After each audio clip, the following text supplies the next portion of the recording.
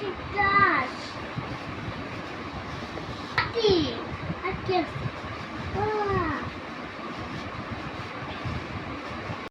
কি কি এটা বলছে তুমি বলো তো আমি কি বুঝি না নাম কি কি বলো রুটি বানানি না প্লেট এটা মনে হয় প্লেটে জন্য আসি এটা কিন্তু এটা কিছু না এটা কি বাটি না কুসুম কড়াই এটা কলাই চামচ নিয়ে নাই চামিচ নাই তো চামচ দিয়ে নাই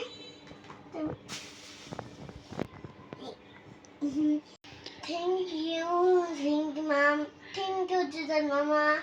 লাভ ইউ